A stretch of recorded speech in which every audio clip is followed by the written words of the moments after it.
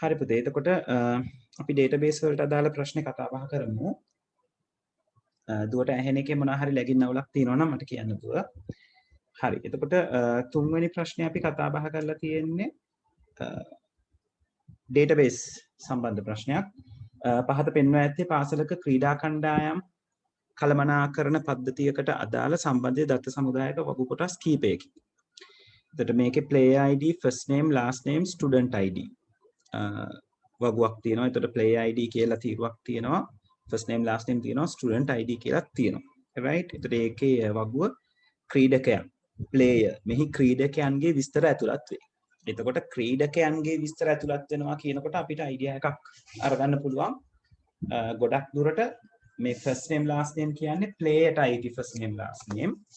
එතකොට player ID ක්‍රීඩකයා player ගැන යන්නේ. ඒතර player ID තමයි ගොඩක් දුරට මෙයාගේ primary key එක බවට පත් වෙන්න පුළුවන් කෙනා. right? ඊළඟට ක්‍රීඩකයා කණ්ඩායම player team මෙහි එක් එක් කණ්ඩායමේ ක්‍රීඩකයන් සහ ඔවුන්ම කණ්ඩායමට බැඳුණු වර්ෂය දැක්වේ. right? එතකොට එක් එක් කණ්ඩායම සහ ඒ කණ්ඩායමට බැඳිච්ච වර්ෂය කියන්නේ කණ්ඩායමේ ඉන්න ක්‍රීඩකයා අදාළ කණ්ඩායමට බැඳිච්ච වර්ෂය. ඒ වගේම තමයි ටීම් කියන එකේ අපිට පෙන්නලා තියෙනවා කණ්ඩායම් වල නම්, වයස් කාණ්ඩ හා නායකයන්. මේක දැක්කද? කණ්ඩායම් වල නම්, වයස් කාණ්ඩ සහ නායකයන්. හරි. ඊළඟට මෙතන සැලකිය යුතුයි කියලා දෙයක් කියලා තියෙනවා. කැප්ටන් ID යනු වළංගු ප්ලේයර් ID එකකි. අන්න එතන ඔයගොල්ලෝ සමහර විට පටල ගන්න සමහරට කලබල වෙන තැනක් වෙන්න පුළුවන්. හැබැයි ඔය කියලා තියෙන මහ ලොකු දෙයක් නෙවෙයි. මේ කැප්ටන් ID ප්ලේයර් ID කියලා කියන්නේ එකම එක්කෙනා කියන එක. මොකද ප්ලේයර් P1001 කියලා තියෙනවා වගේ 1002 දැන් දුව දැක්කොත් මෙතන P1002 කියන එක මෙතනක් තියෙනවා. P1002. ඒ කියන්නේ මේ කැප්ටන් ID කියලා කිව්වට මෙයාට දෙන්න පුළුවන් තව නමක් තමයි නේද? player ID කියලා අරගන්න පුළුවන් වෙනවා. කියන්නේ අපි database වල කතා බහ කරනවා මේ foreign key හදනකොට එක table එකක primary key එක තව table එකක normal field එකක් විදිහට තියෙනකොට එයා foreign key එකක් නැත්නම් ආගන්තුක යතුරක් විදිහට කතා බහ කරන්න පුළුවන් කියලා. එතකොට නීතියක් නැහැ ඒ foreign key එකට අර primary key එකේ තිබ්බ නමම තියෙන්න ඕනේ කියලා. ඒ කියන්නේ player ID ම තියෙන්න ඕනේ කියලා. ඒක වෙන නමක් තියෙන්න පුළුවන්. නමුත් සම්බන්ධතාවයට එන්නේ ඒකට අදාළව කියන දත්ත ටික. right? ඒක නිසා ඕක පොඩ්ඩක් ඔළුවේ තියාගන්න මෙතනදී මේ කතා කරලා තියෙන්නේ මේ player ID එකම තමයි මෙතන මෙයා replicate කරලා තියෙන්නේ. right? හරි. තත්පරයක් ඉන්න දුවා. right. ඕකේ. ඊළඟට බලමු ප්‍රශ්න ටික පැත්තට ගිහිල්ලා. මේකේ කතා කරලා තියෙනවා කණ්ඩායම් වගුවේ ප්‍රාථමික යතුර කුමක්ද? ටීම් එකේ ප්‍රාථමික යතුර. දැන් ටීම් එකේ ප්‍රාථමික යතුර ගැන අපි හොයනවා නම් මේ කණ්ඩායම් ටීම් වගුව අරගත්තම කණ්ඩායම් වල නම්, වයස් කාණ්ඩ හා නායකයන්. එතකොට මේ කියන කණ්ඩායමට අදාළව ඒ කණ්ඩායම් වල නම්, වයස් කාණ්ඩ හා නායකයන්. එතකොට T1 ක්‍රිකට් කියලා ගන්න තියෙනවා, T2 ක්‍රිකට් කියලා ගන්න තියෙනවා, T3 වොලිබෝල්, T4 වොලිබෝල්. දැන් දුවට පේනවා ඇති මේකේ පැහැදිලිවම අපිට ගන්න පුළුවන්. ඒ කියන්නේ කැප්ටන් ID කියන එක නා ගන්න පුළුවන්ද? අර ගන්න බෑ. මෙන්න මෙතන රිපිටිෂන් තියෙනවා. මේ දෙන්න රිපීට් වෙලා තියෙනවා. ඒක නිසා බෑ. ඊළඟට age group අර ගන්න බෑ. under 19 තියෙනවා. මෙතනත් under 19 තියෙනවා. name එක අපි සාමාන්‍ය name එකක් අරගන්නේ නැහැ. නමුත් වෙනවනේ මෙතන name එක duplicate වෙලා තියෙනවා. එහෙනම් පැහැදිලිවම මේකේ primary key එක වෙන්න ඕනේ team ID කියන කෙනා. right? එතකොට team එක්කෙනාගේ primary key එක කවුද? team ID. player වගුව තුල පැවතිය හැකි ප්‍රාථමික යතුරු ලියා දක්වන්න. වගුව තුල පැවතිය හැකි ප්‍රාථමික යතුරු බහුවචනෙන් අහලා තියෙනවා. right? ලියා දක්වන්න. දැන් player ගත්තොත් player ID එකක් තියෙනවා නේද? ඒකේ තියෙනවා P001 P002 මේගොල්ලෝ එකිනෙකට වෙනස් කට්ටියනේ P003 right P1004 P1005 P1006 right ඔය විදිහට වෙන් වෙච්ච එකිනෙකට වෙනස් අගයන් තියෙන කොලම් එක ෆස්ට් නේම් එක පැත්තෙන් ගත්තොත් මේ පේනවද සමන් කියන කෙනා මෙතනත් ඩුප්ලිකේට් වෙලා තියෙනවා right ඒක නිසා අපිට ෆස්ට් නේම් එක ගන්න බෑ ලාස්ට් නේම් එක ගත්තොත් පෙරේරා සෙල්වන් නවා සිල්වා අල්මේදා ෆර්නෑන්ඩෝ රිපීට් වෙලා නැහැ නමුත් අපි නමක් සාමාන්‍යයෙන් ප්‍රයිමරි කී එකක් විදිහට අරගන්නේ නැහැ right ඊළඟට ස්ටුඩන්ට් ID එක ගත්තොත් S1538 IS1201 IS2735 S1645 මේවා රිපීට් වෙලත් නෑ නේද ඒක නිසා potential විය හැකි ප්‍රාථමික යතුරු විදිහට ස්ටුඩන්ට් ID එක වෙනමත් player ID එක වෙනමත් අපිට අඳුර ගන්න පුළුවන් right අපි මාකින් ස්කීම් එක පැත්තට ගිහිල්ලා බැලුවොත්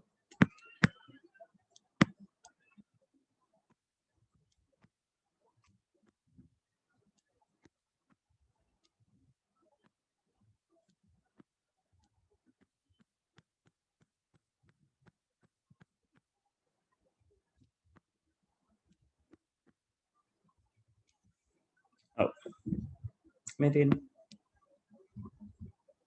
team ID හැබැයි මේ A කොටසට උත්තරේ team ID කියලා දෙනකොට capital simple හරියටම බලන්න කියලා තියෙනවා right capital T EAM simple capital I capital D ඕක තියෙනවා නම් ඒක ලකුණක් ගන්න පුළුවන් එතකොට වෙන්න පුළුවන් ප්‍රාථමික යතුරු නේද player ID student ID B කොටසට එතකොට player ID student ID හරියටම spelling තියෙන්න ඕනේ නැත්තම් ඕක නිවැරදි නෑ කියලා සැලකීමක් කරනවා. right ඊළඟ පාර්ට් එකේ අහලා තියෙනවා පහත් දැක්වෙන වෙනස්කම් සිදු කිරීමට යාවත් කාලීන කළ යුතු වගු නැත්තම් වගුව කුමක්ද කියලා. තප්පරයක් දෙන්න.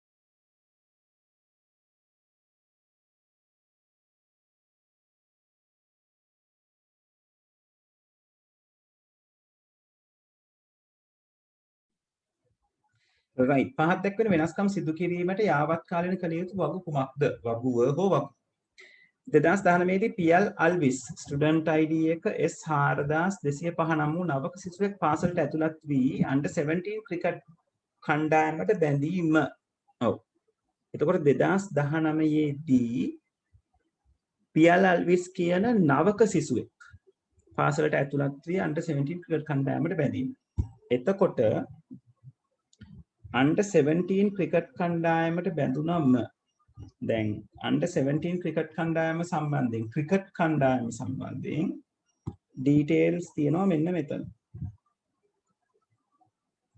මේ තියෙන්නේ under 17 ක්‍රිකට් කණ්ඩායම. right ඒකට කැප්ටන් කෙනෙක් දැන්ටමත් ඉන්නවා P1003 ඔයගොල්ලෝ හොයලා බැලුවොත් P1003 කියන්නේ මේ ෂරාෆ් කියන එක. right මෙයා.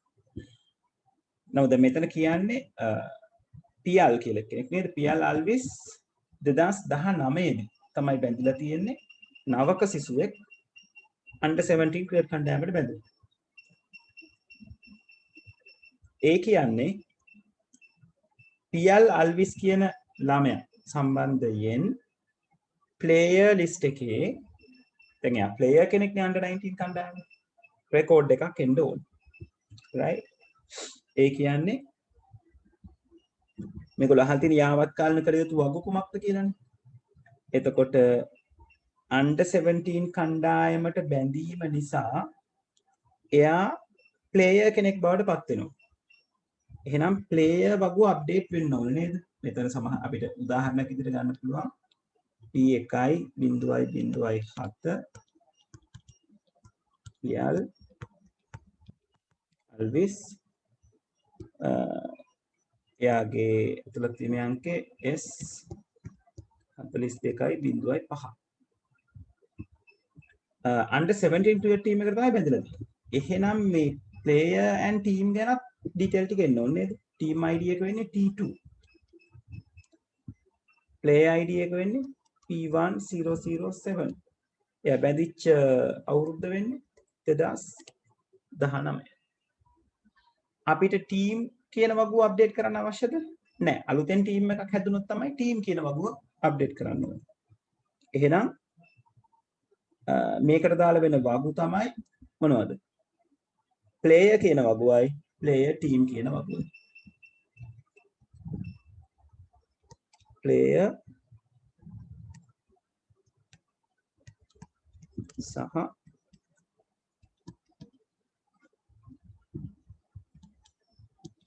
player team කියනවා. right ඊළඟට under 19 වොලිබෝල් කණ්ඩායමේ නායක ලෙස නිමල් ෆර්නෑන්ඩෝ පත්වීම. under 19 වොලිබෝල් කණ්ඩායම නායකයා ලෙස දැන් under 19 වොලිබෝල් කණ්ඩායම කොහෙද තියෙන්නේ? මේ තියෙන්නේ under 19 වොලිබෝල් කණ්ඩායම. මෙන්න මේ. right නිමල් ෆර්නෑන්ඩෝ පත් වුණා. නිමල් ෆර්නෑන්ඩෝ කියන්නේ කවුද? මෙන්න මේකේ.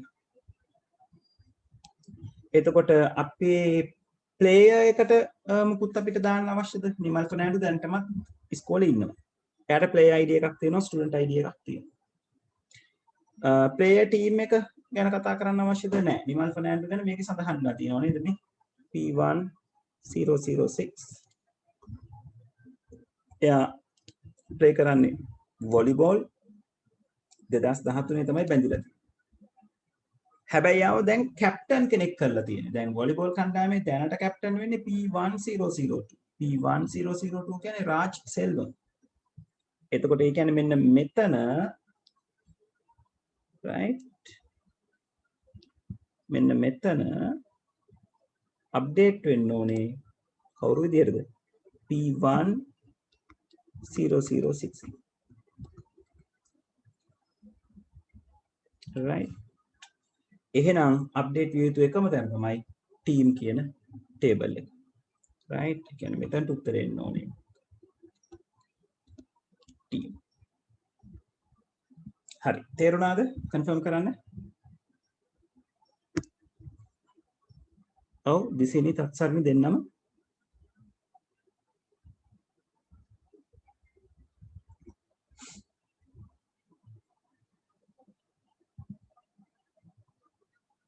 right හරි හොඳයි. එතකොට මාකින් ස්කීම් එකට අදාළව තියෙන්නේ ඔව් දෙවෙනි එකේ පළවෙනි කොටසට තියෙනවා player team ලකුණු දෙකක් දීලා තියෙනවා ඒකට. ඒ කොටසට B කොටසට දීලා තියෙනවා එක ලකුණක් මේ team කියනකට. right එතකොට කලින් ප්‍රශ්නේ එක කොටසට එක ලකුණයි දුන්නේ. තුනේ පළවෙනි කොටසේ A කොටසට එක ලකුණයි B කොටසට එක ලකුණයි දෙවෙනි කොටසේ A කොටසට ලකුණු දෙකයි B කොටසට එක ලකුණයි. හරි තුන්වෙනි කොටස ඒකේ අහලා තියෙනවා ඉහත දෙක A කොටසේ සඳහන් වෙනස්කම් සිදු කිරීමට අදාළ වගු වලට ඇතුළත් කළ යුතු නව රෙකෝඩය වගු නාමයේ ආකාරයට ලියා දක්වන්න. right සටහන PLW සඳහා player ID P1112 ලබා දී ඇති බව උපකල්පනය කරන්න. right player id එක p112 බිංදුව. ඔන්න ඒගොල්ලෝ කියලා තියෙනවා. දැන් අපි අතන player id එකක් අපි මෙතන දැම්මනේ වෙන player id එකක්. නම් ඒ විදිහට නෙවෙයි ඉන්නෝනේ p112 බිංදුව නේද? මොකද pr කියන්නේ අලුත් එක්කෙනානේ. right එතකොට බලමු ඒක කොහොමද මේගොල්ලෝ ලියාගෙන තියෙන්නේ කියලා. අපි දැන් එක සැරයක් ලිව්වනේ. ඔව්. මෙතන player එකට දෙනවා p112.0, pl, always s42.5. player team එක එනවා t2 p112.0 2019. right අපි ඔය ගැන දැන් මොහොතකට කලින් කතා කරා. කොහොමද player එනකොට මොන විදිහටද එන්නේ කියලා. මෙයාගෙත් මෙතන p112.0 කියලා වෙනස් වෙන්න ඕනේ. මොකද අපි ඒක කලින් හිතලා දැම්මේ p1.0.7 කියලා. හරි.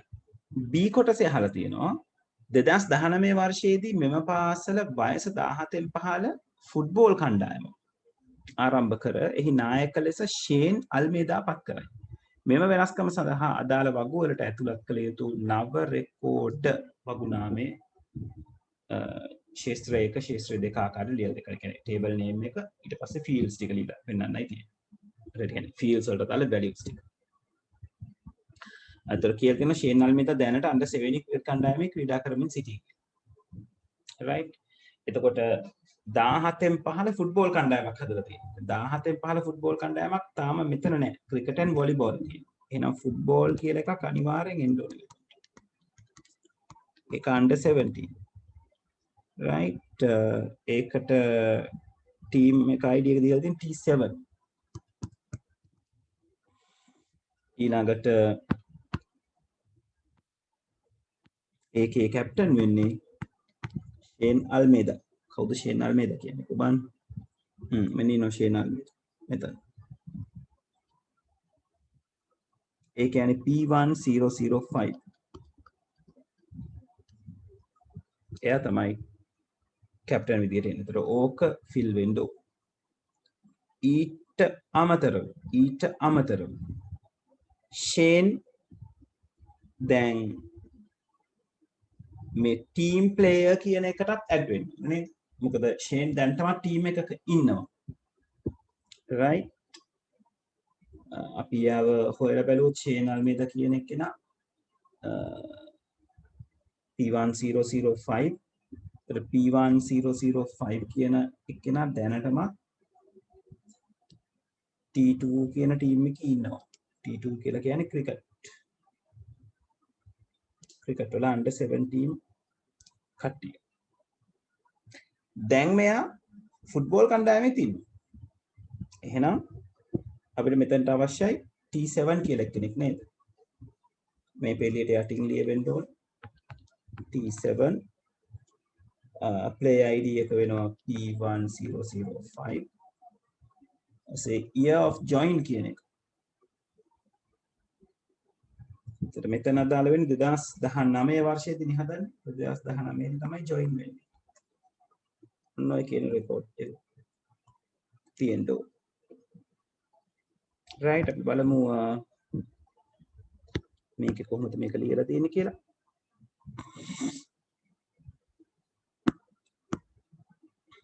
ඔව් මෙතන ටීම් එකේ T7 football under 17 P1005 player team එකේ T7 P1005 2019 ඔය ටික තියෙනවා.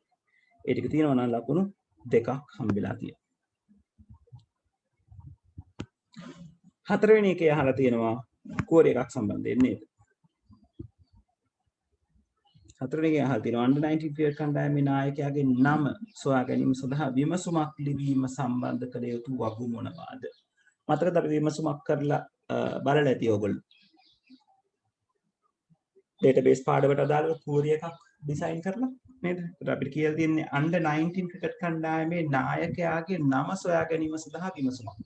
දැන් විමසුමක් කියලා කියන්නේ ඔය විමසුමට උත්තරේ බලා ගන්න පුළුවන් හොඳම ක්‍රමය තමයි ඔය ප්‍රශ්නේ ඔයාගෙන් ඇහුවොත් ඔයා මේ වගු ටික පාවිච්චි කරලා මොන වගුද පාවිච්චි කරන්නේ මේ ප්‍රශ්නෙට උත්තරේ දෙන්න. අන්න ඒ වගු ටිකම තමයි SQL පාවිච්චි කරන්නේ මේ ප්‍රශ්නෙට උත්තරේ දෙන්න. ඒත් ඔයගොල්ලන් අහන්නේ මොකද්ද? under 19 ක්‍රිකට් කණ්ඩායමේ නායකයාගේ නම. දැන් ඕගලන්ට මේ වගුතුන දුන්නොත්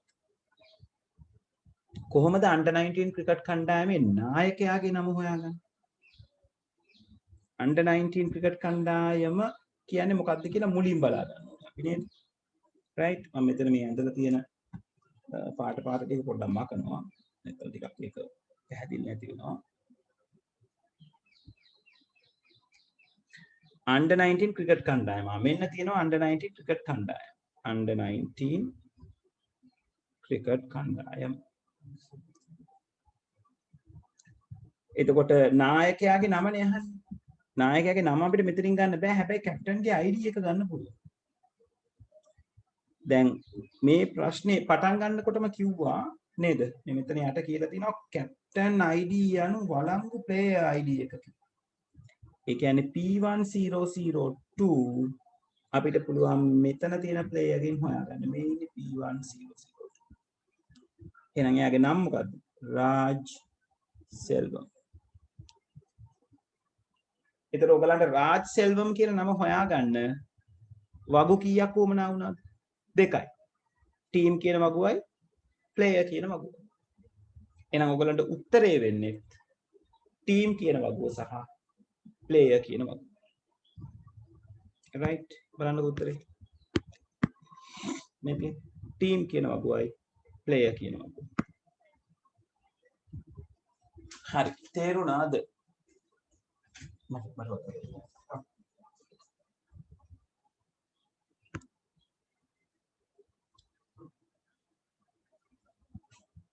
right දෙසිනි හරි ලකුණු කීයද කියලා දාගන්න.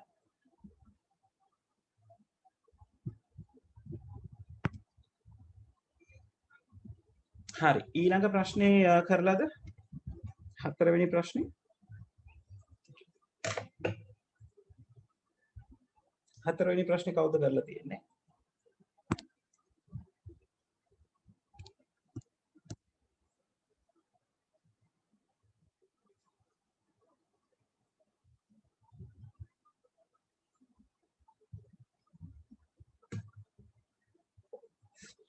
right හරි දෙන්නගෙන් එක්කෙනෙක්වත් කරලා නැත්නම් පස්වෙනි ප්‍රශ්නේ.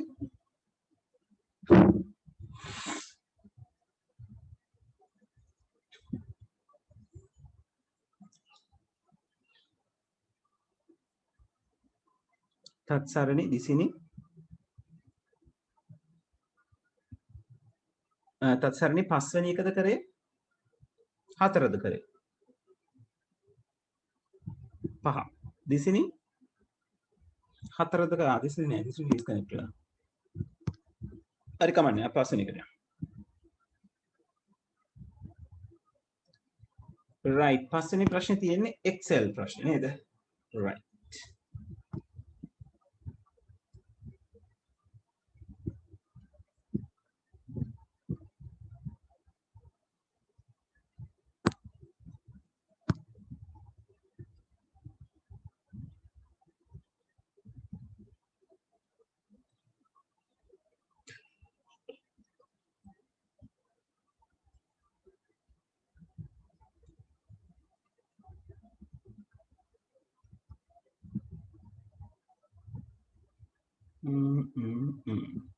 පස්වෙනි ප්‍රශ්නේ නැද්ද මම ගාව? ප්‍රශ්න අරගෙන යනවා. ඉන්න පස්වෙනි ප්‍රශ්නේ ගමු.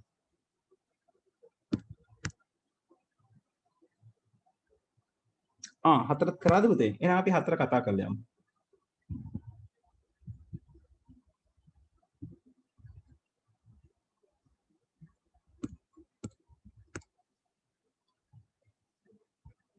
right okay no problem.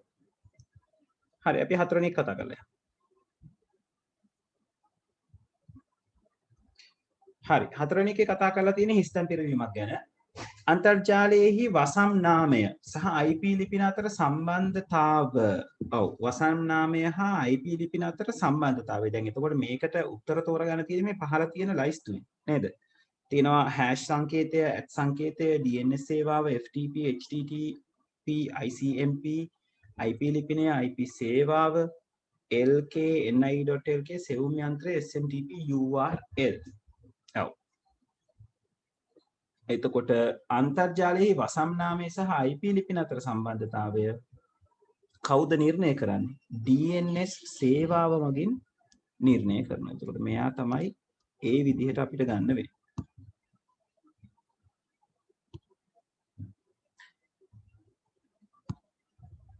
ඔව්. ඊළඟට අහලා තියෙනවා අන්තර්ජාලය හරහා එක් පරිගණකයක සිට තවත් පරිගණකයකට විශාල ගොනු හුවමාරු කිරීම සඳහා ෆයිල් එකක් ට්‍රාන්ස්ෆර් කිරීමක් ගැන මේ කතා කරන්නේ. එහෙනම් ඊකට පාවිච්චි කරනවා file transfer protocol FTP.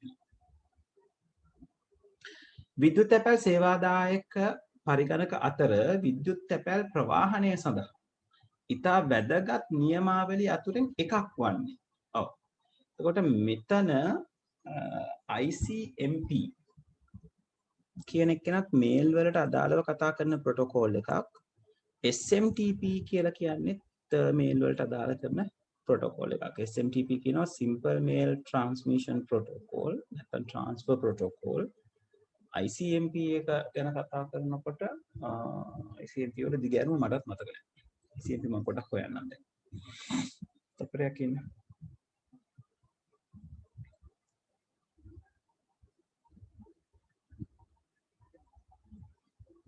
Oh, Internet Control Message Protocol.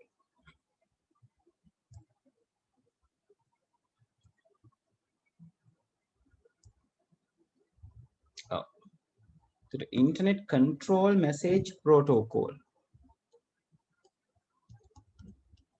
That again, Internet Control Message Protocol. Right?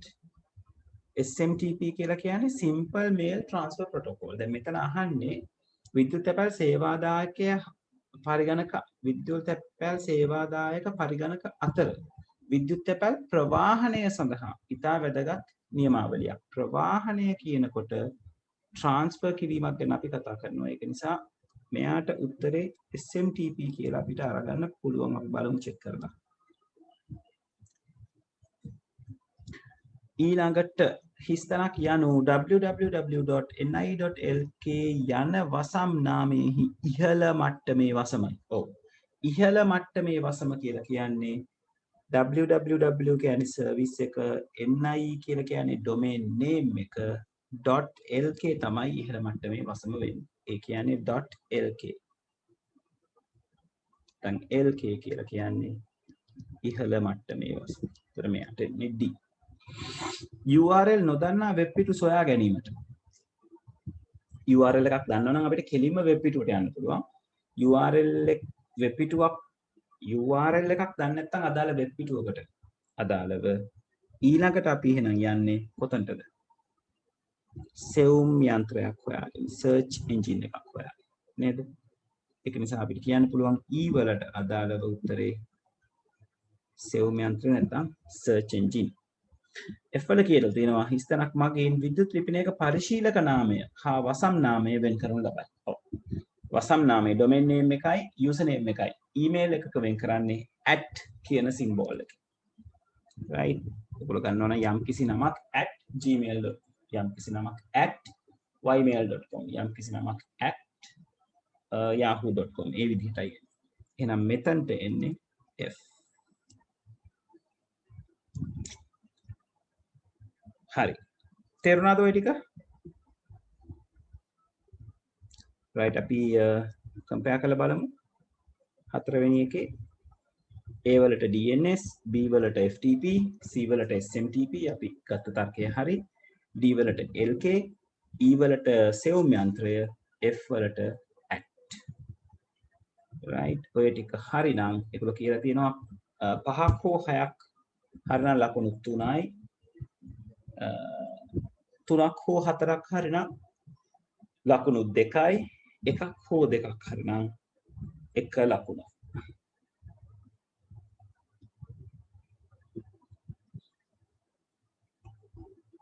හරි. ඊළඟට දෙවෙනි එකේ දෙවෙනි කොටසේ ඒගොල්ලෝ අහලා තිනවා පහත 1 1 අයිතමය.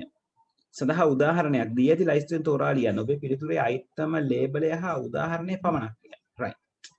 එතකොට මෙතන තියෙනවා ABCD කියලා අයිටම් 4ක්. ලයිස්තු තියෙනවා Joomla, Composer, Mozilla Firefox, Pascal, PHP. Web අතිරික්ෂයක්. වෙබ් අතිරික්ෂයක් වෙන්නේ කවුද? Mozilla Firefox වෙබ් බ්‍රවුසර් එක. මෙයා තමයි A. ගතික වෙබ් සන්ධාරණ නිර්මාණය කිරීම සඳහා ක්‍රමලේඛන භාෂාව ගතික වෙබ් සන්ධාරණ නිර්මාණය සඳහා ක්‍රමලේඛන භාෂාව. ඔව්. ක්‍රමලේඛන භාෂාව කිව්වම අපිට පොඩ්ඩක් පැටලි සහගත වෙන්න පුළුවන්. ඔව් වෙබ් සංස්කාරක මෙවලම කියන එකට අපිට පැහැදිලිවම කම්පෝසර් ගන්න පුළුවන්. right මෙයා C. D එකේ කියලා තියෙනවා සන්ධාර කළමනාකරණ පද්ධතිය content management system එකක්. පැහැදිලිවම Joomla.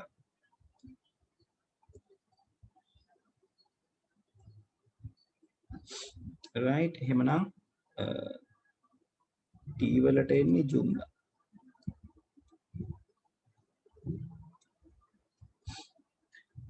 එහෙමනම් අපිට ඉතිරි වෙනවා ගතික වෙබ් සන්ධාරණ නිර්මාණය කිරීම සහ ක්‍රමලේඛන භාෂාව. Pascal පාවිච්චි කරන්න බෑ. Pascal පාවිච්චි කරේ මේ වෙබ් අඩවි සඳහා නෙවෙයි. ඒක නිසා අපිට ඉතිරි වෙන්නේ PHP. right මෙයා වෙනවා බීට දාලා. right බලමු උත්තර ටික හරිද කියලා. A Firefox, B PHP, C Composer, D Joomla. right. There are 2 marks for 3 or 4 correct, 1 mark for 1 or 2 correct.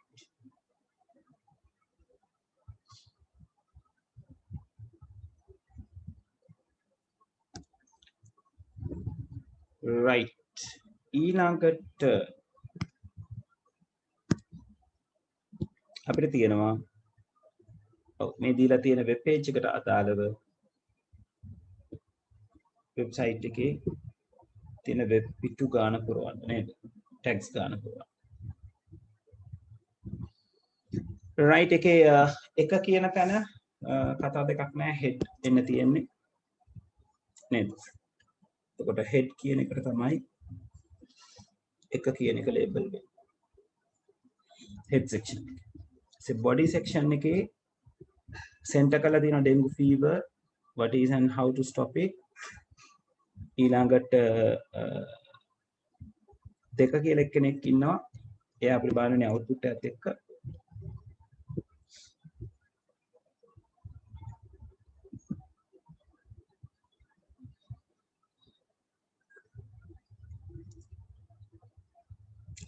තියෙන්නේ බලන්න. මම ලේසි වෙන්නේ යාව මෙතනට අරගෙනවා.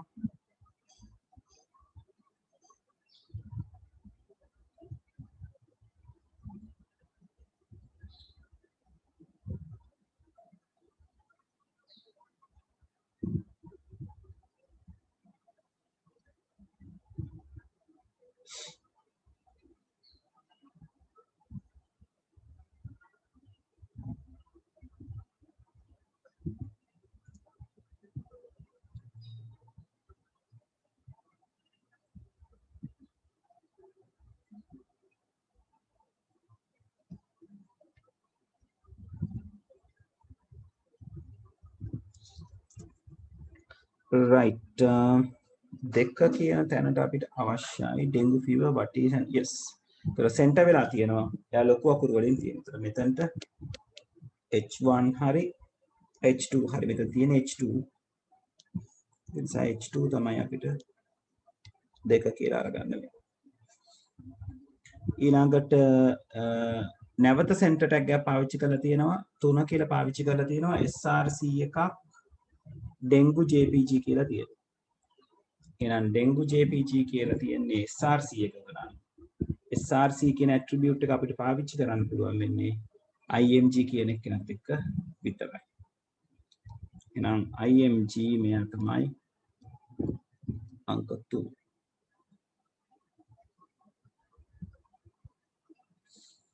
right ඊළඟට අංක 4 ගැන කතා කරන්න.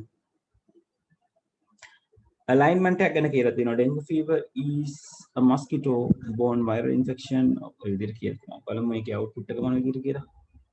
Yes.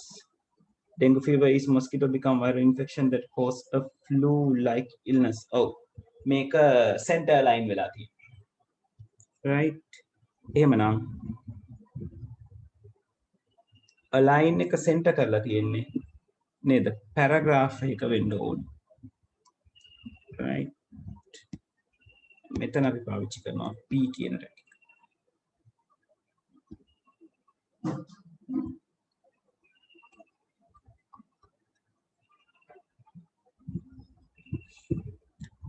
right ඊළඟට පස්වෙනි කෙනා පස්වෙනි කෙනා dengue fever signs symptoms 5 prevention tips පැහැදිලිව පේනවා මේ තියෙන ටේබල් එකක් නේද? එහෙනම් ටේබල් එක පටන් ගන්න ඕන ටේබල් කියන ටැග් එකත්. නැත්නම් ඒක ටේබල් එකක් විදියට පේන්නේ නැහැ. ටේබල් එකෙන් පටන් ගන්න තියෙනවා. ඊට පස්සේ බෝඩර් එක 4 ලයින් එක සෙන්ටර් කරලා තියෙනවා. ඊට පස්සේ කියලා තියෙනවා dengue fever signs symptoms TH එක ඉවර කරලා තියෙනවා 5 presentation tips. මේක හරිය ලේසි. මොකද TH එක මෙතන close කරලා තියෙන්නේ. එහෙනම් මෙතනින් TH එකක් start කරන්න ඕනේ.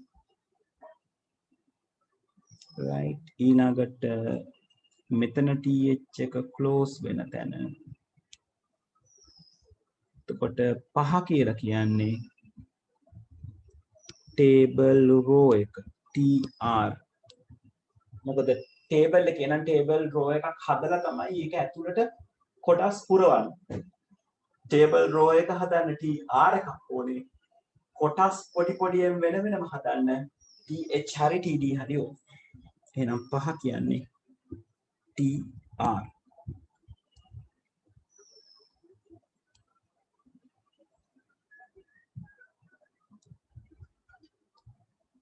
මෙතන තමයි 5.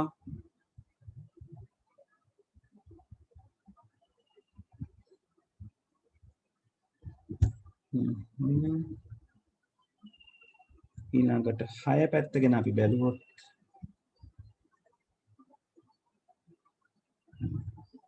yeah 6 කියන්නේ TH නේ. TH තමයි 6. ඊළඟට 7 ගැන බැලුවොත් 7 කතා කරලා තියෙනවා තව TR එකක් ඕපන් වෙලා කියන්නේ දෙවෙනි TR එක ඊළඟට පටන් ගන්න තියෙනවා unordered list එකක් මෙන්න මෙතන.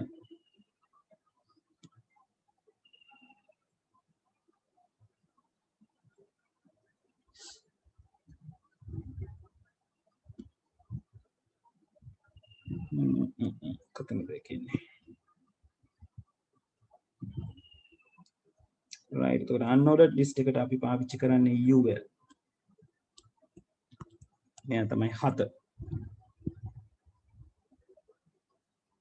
right තපරකින් ළමයි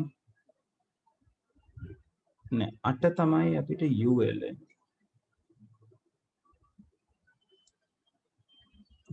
7 කවුද මේ කියන්නේ බලමු.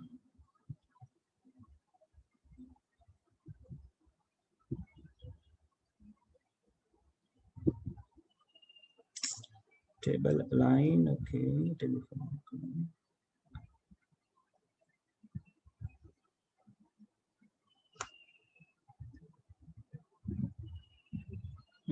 center විය හැකි center කියලා කියනවා.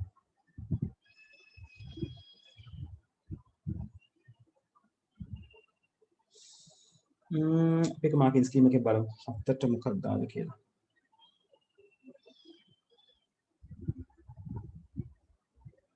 right අපි 8 කතා කරා 9 ordered list එකක් පැහැදිලිවම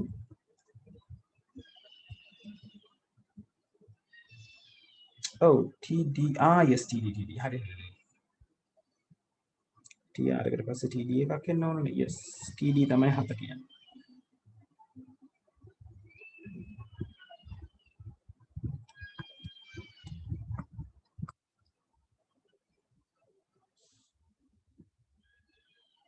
right එතකොට එක head දෙක H2 තුන IMG හතර TD sorry හතර P පහ TR 6 TH 7 TD 8 UL 9 OL right ඔය විදිහට තමයි අපේ HTML ප්‍රභවයට අදාළව තියෙන දේවල් ටික එන්න බලමු මේක කොහොමද කියලා. ඔව් එක H දෙක HD තුන IMG හතර P පහ TR 6 TH 7 TD 8 UL 9 OL 10 href 10 මට මිස් වුණා. yes 10 මිස්ලා තියෙනවා. ඒත් මෙයා තමයි 10 href. හරි තේරුණාද? පැහැදිලිද මේක? කන්ෆර්ම් කරන්න.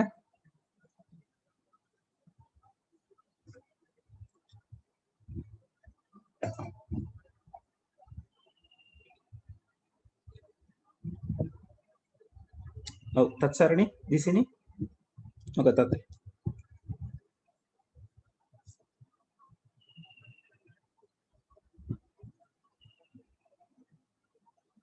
right හරි එතකොට ලකුණු හම්බෙලා තියෙන්නේ කොහොමද මේ විදිහට ලකුණු 5ක් දීලා තියෙනවා 9යි 10ක් හරිනම් ලකුණු 4ක් දීලා තියෙනවා 7ක් හෝ 8ක් හරිනම් ලකුණු 3ක් 5 6 හරි ටිකේ ලකුණු 2ක් 3 4ක් හරිනම් එක ලකුණක් 1ක් 2ක් හරිනම් right එතකොට එතන එන්න ගන්න පුළුවන් වෙන උඩරිම ලකුණු 5යි තුන්වෙනි කොටසට දෙවෙනි කොටසට අදාළව ලකුණු 2ක් දීලා තියෙනවා පළවෙනි කොටසට අදාළව ලකුණු 3ක් දීලා තියෙනවා එහෙනම් තමයි 10 හැදිලා තියෙන්නේ හරි පස්වෙනි ප්‍රශ්නේ කරාද හැමෝම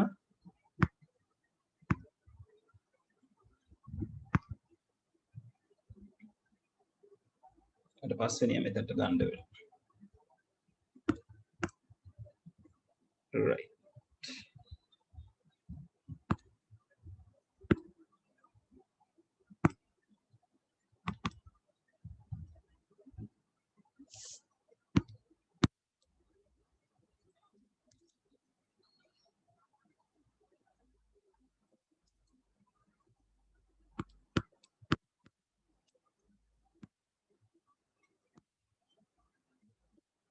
මෙන්න මෙතෙක් පහ නෑනේ අයියෝ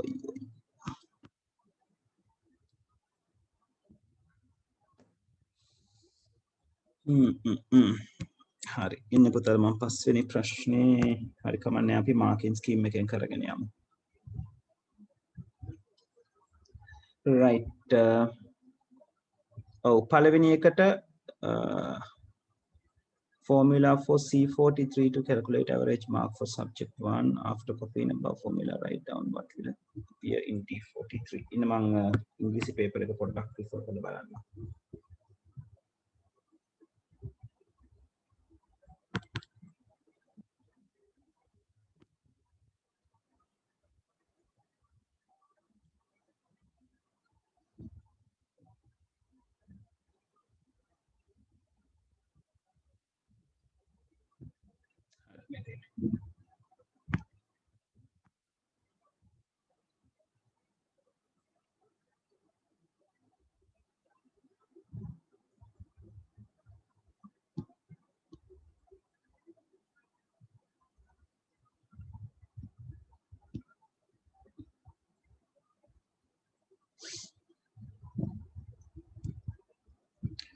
right එතකොට English paper එකේ අහලා තියෙන විදිහට අපි යමු consider the following spreadsheet segment which consists of marks obtained 40 student ළමයි 40කගේ ලකුණු ගැන කතා කරන්න කියලා තියෙන්නේ විෂයන් තුනකට අදාළව subject 1 subject 2 subject 3 කියලා හදලා තියෙනවා column C D E වල respectively හදලා තියෙනවා ඒ subject වලට අදාළ තුන this spreadsheet is used to compute the set score for each subject of each student and the final set score for each student හරි එතකොට ළමයින්ගේ index number එක තියෙනවා නම තියෙනවා subject තුනේ ලකුණු තියෙනවා ඊළඟට පළවෙනි subject එකේ ලකුණු තියෙනවා දෙවෙනි subject එකේ sorry පළවෙනි key set score එක තියෙනවා දෙවෙනි key set score එක තියෙනවා තුන්වෙනි key set score එක තියෙනවා ඒ කියන්නේ final එක අපිට පෙන්වන්න පුළුවන් වෙයි මේ තුන් දෙනා එකතු කරලා අරගත්තයින් පස්සේ right හරියට පහලින් average marks of the subject SD value of the subject කියලා තියෙනවා බලමු ඒක කොහොමද කියලා write down the formula that should be entered in cell C43 to calculate the average mark for subject 1 in the form of function 1 cell 1 cell 2 ඔව් එතකොට C43ට ලියන්න අවශ්‍ය සමීකරණය මොකක්ද කියලා අහනවා average mark එක calculate කරගන්න right එතකොට average අරන් තියෙන්නේ C43 ඒ කියන්නේ මෙන්න මෙතන කියන්නේ මෙන්න මේ සෙල් එකට දාන්නේ කොහොමද කියලා calculate කරන්න කියලා තියෙනවා එතකොට subject 1 එකට average ගන්න කියලා කියන්නේ. එතකොට subject 1 එකට average ගන්නම් මොකද කරන්න ඕනේ? C3 ඉඳලා C6 වෙනකන් එකතු කරගන්න. sorry.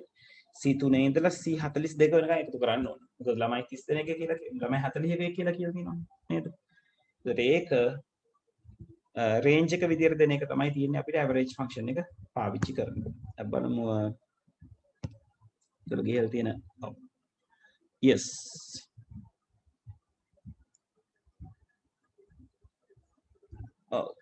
මේ දෙකක් දාලා තියෙන්නේ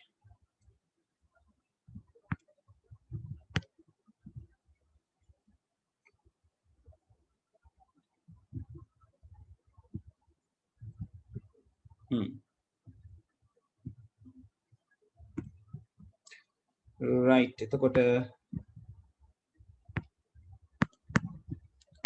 පළවෙනි කොටසට උත්තරේ විදිහට ගන්න තියෙනවා formula for C43 to calculate average mark for subject 1. ඔව් එතන එන්න ඕනේ average function 1 කියන්නේ average ඊළඟට cell 1 කියලා කියන්නේ C3 cell 2 කියලා කියන්නේ C43 right එතකොට ඔය විදිහට තමයි marking scheme එකේ එන්න ඕනේ marking scheme එකේ තියෙන්නේ C3 colon C42 equal average පරහතර C3 colon C42 හරි එහෙම නැත්නම් ඒ දෙන්න මාරු කරලා equal average C42 colon C3 ඊළඟට දෙවෙනි පාර්ට් එකේ අහලා තියෙනවා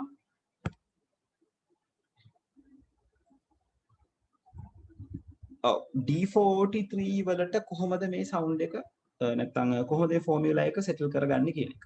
Write down the formula that will appear in cell D43.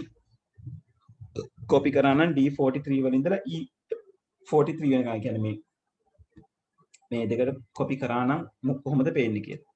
එතකොට D43 එකයි E43 එකයි පේන විදිහ ගැන තමයි මෙතන කතා කරලා තියෙන්නේ. right එතකොට D43 වලයි E43 වලයි පෙන්නනවා equal average D42 colon D3 නැත්නම් D3 colon D42 ඊට අමතරව තව එකක් එන්න පුළුවන්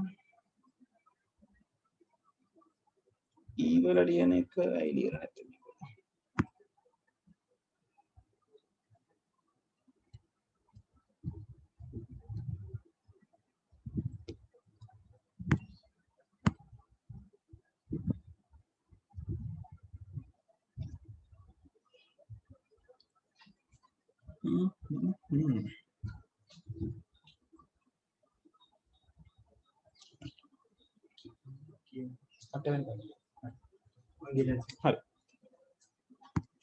right ළමයි ඉන්න පොඩ්ඩක් if the formula is copied to cell D43 D43 වල එක විතරයි ඉල්ලලා තියෙන්නේ D43 එක ඉල්ලලා නැහැ. මෙතන කියලා තියෙන D43 වල පෙන්වන එක පෙන්වන්න කියලා. right so D43 වල පෙන්වන්නේ මේ දකුණු පැත්තේ තියෙන එක්කෙන සමාන average D3 colon D42. එතකොට මේකට ලකුණු දෙන්න කියලා තියෙන්නේ පළවෙනි එක හරිනම් ඒ කියන්නේ පළවෙනි කොටස හරිනම් right ඒක වැරදි නම් මේක බලන්න එපා කියලායි කියලා තියෙනවා right තුන්වෙනි ප්‍රශ්නේදී අහලා තියෙනවා sorry iterම් board එකට යවෙනවා තුන්වෙනි ප්‍රශ්නය කියලා මතක වෙන්නේ yeah the z score for a subject of a student can be calculated by using the following formula z score equals student marks for the subject minus average marks for the subject divided by sd values of the subject, right? So this sd value is required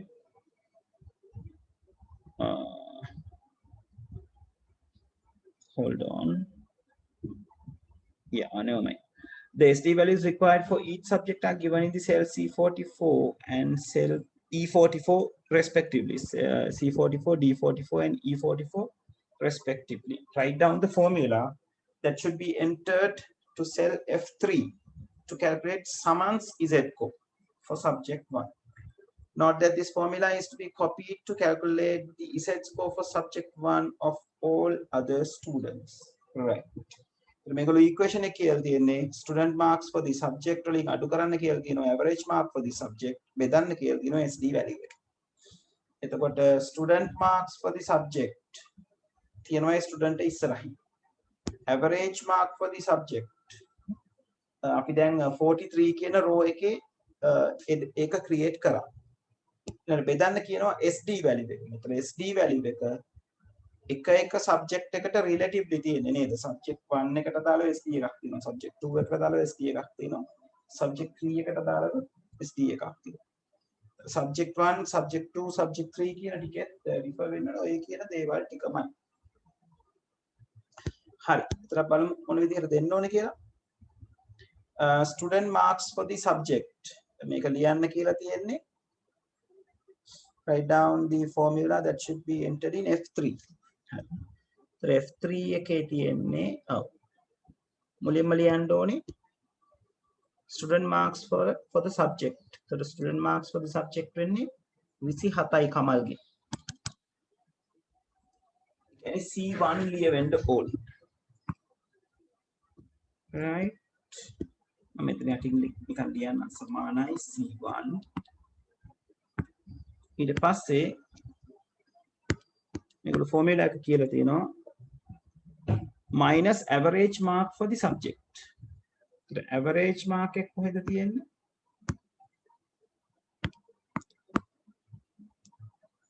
subject 1 එකට දාලා average mark එක තියෙන්නේ C43. C43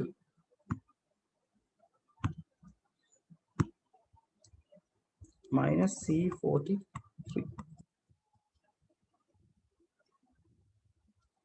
C1 minus C43. ඊළඟට අපිට equation එක කියලා තියෙනවා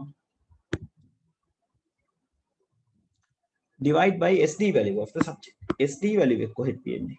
මෙතන subject එකට දාලා තියෙනවා. ඒ කියන්නේ C44 divide by C44. Right?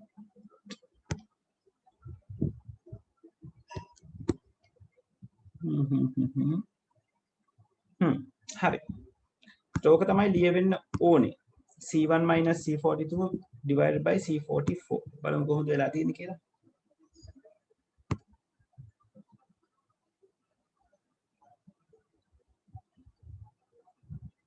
Oh, hold on. C1 නෙවෙයි C3 නේද? වැරදිනවා කරා. C3. C3 minus C43 divided by C.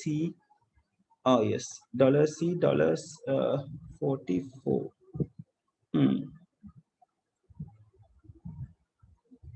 ඒගොල්ලෝ absolute එක පාවිච්චි කරලා තියෙනවා. අපි බලමු මේ absolute එක පාවිච්චි මේ කියලා.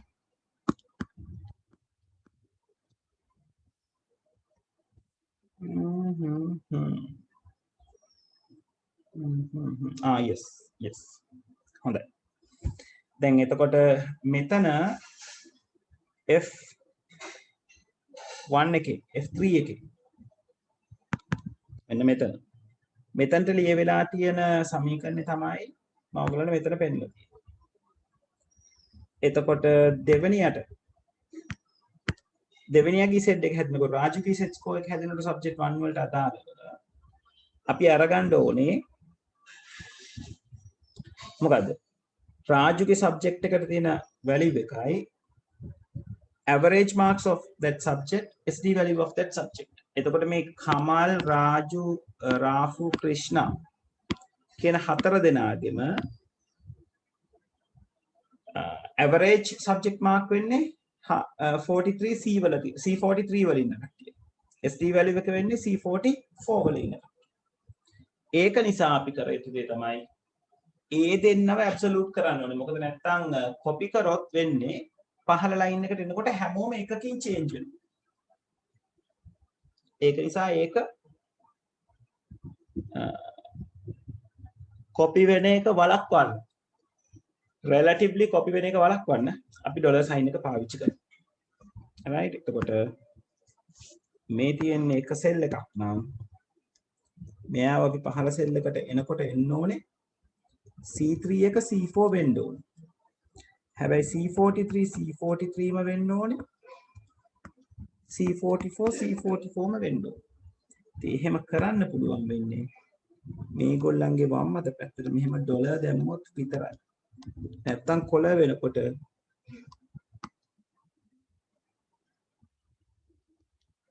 right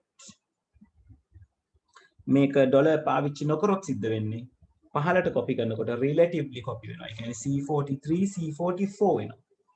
C44 C45 වෙනවා. එතකොට හරි උත්තරේ ඔයාලට හම්බෙන්නේ නැහැ. ඒක නිසා හරි උත්තරේ නිවැරදි උත්තරේ වෙනවා C4 $C $43 පහල බෙදීම $C44. හරි ඒක ටිකක් පැටර්නලි සහගතයි. තේරුණාද දෙන්නටම?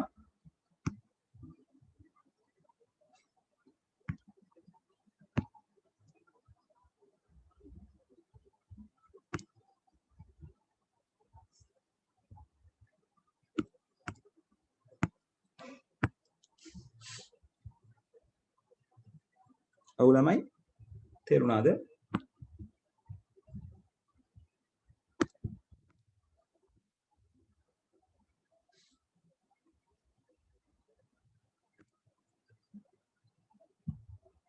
ළමයි දිසිනි තත්සරණි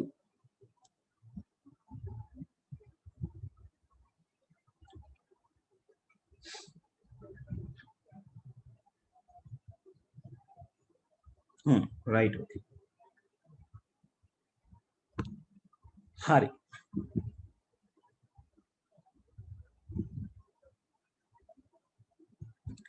right ඊළඟට අහලා තියෙනවා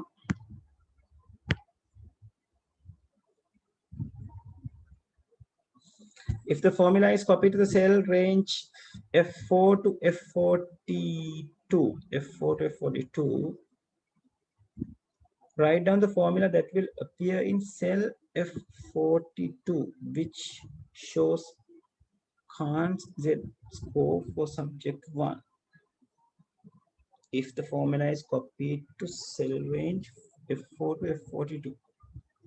F4 to F42.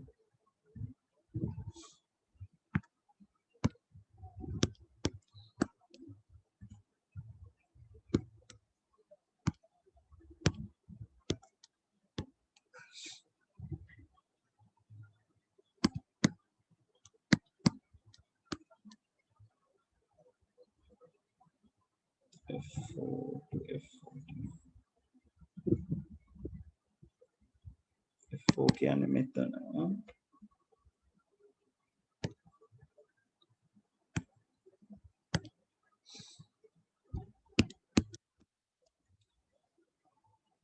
The formula is copied from cell range F4 to F42.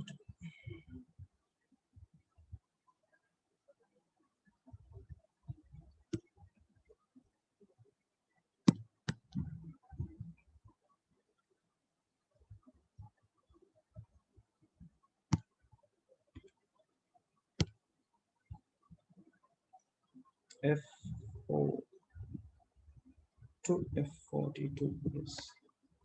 මෙතන ඉඳලා මෙතනට කියන්නේ මේ කොලම් එකේ මෙතන F4 කියන එක තමයි මට තියෙන ගැටලුව. බලමු 4 to F42. Alright. Marking scheme එකෙන් බලමු. F4 to F42 ගියාම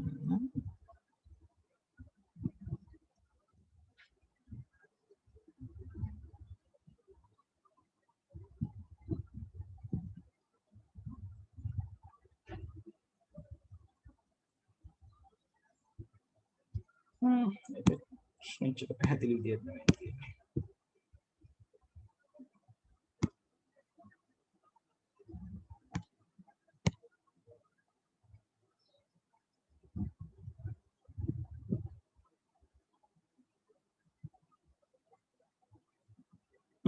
Okay.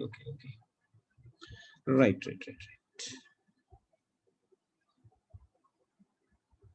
Yes, 42 cell එකේ ඔයගලන්ට එන්න ඕනේ මේ B part එකේ පෙන්නලා තියෙන විදියට මෙතන. Right, C42 minus $C $43 dash $C $44. Yep. මොකද එයා ඒ generate කරන්නේ කොතන ඉඳන් කොතනටද? මෙතන ඉඳලා 4 කියන තැන ඉඳලා මෙන්න මෙතනට. අපි මෙතන හොයාගත්ත එක තමයි අපි දැන් කරේ. ඒක copy කරේ මෙතනට. ඒක තමයි යා මෙතනට copy කිරීම කරා. right, එතකොට 42 එකේ එන්න ඕනේ relatively කියන්නේ relatively වෙනස් වෙන කෙනා relatively වෙනස් වෙලා අනිත් කෙනා වෙනස් වෙන්නේ නැතුව තිබිලා. එතකොට මෙතනට ගන්නකොට හිටියේ C4 නම් 42 වලට යනකොට එනවා C42.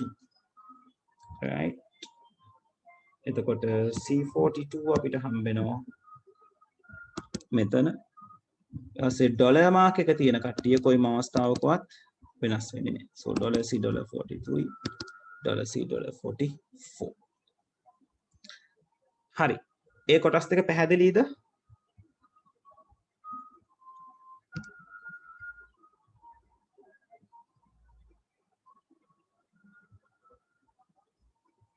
ඔව් දිසිනි තත්සරණි පැහැදිලිද?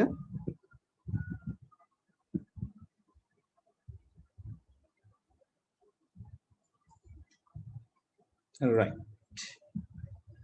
හරි, ඊළඟට අහලා තියෙනවා හතරවෙනි කොටස. The final set score of a student is the average of 3 set scores for the subjects. The final set score of the student is the average of 3 set scores for the subjects.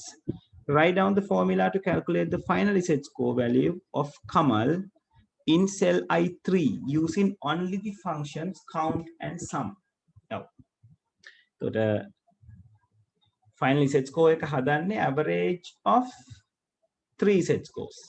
ඒ කියන්නේ කමල්ට අදාළව කිව්වොත් මෙන්න මේ සෙල් එකේ ඉඳලා මේ සෙල් එකට තියෙන එකේ average එක තමයි මෙතනට ගන්න. කොහොමද අපි average එකක් ගන්නෙ? මේ තියෙන අගයන් තුන එකතු කරනවා. එකතු කරලා අපි 3ෙන් බෙදන්න ඕනේ. හැබැයි දැන් 3ෙන් බෙදන්න බෑ, sum එකයි count එකයි විතරයි පාවිච්චි කරන්න කියන්නේ. ඉතින් 3 කියන අගය ගන්න පුළුවන් මේ තුන් දෙනා count කරන්න. right, එතකොට අපිට කියන්න පුළුවන් sum වරහන් ඇතුලේ F1 plus G1 plus F3 plus G3 plus H3. right, එතකොට sum එකත් එක්ක එනකොට අපි range එකයි දෙන්න ඕනේ නේද? sum F3 colon H3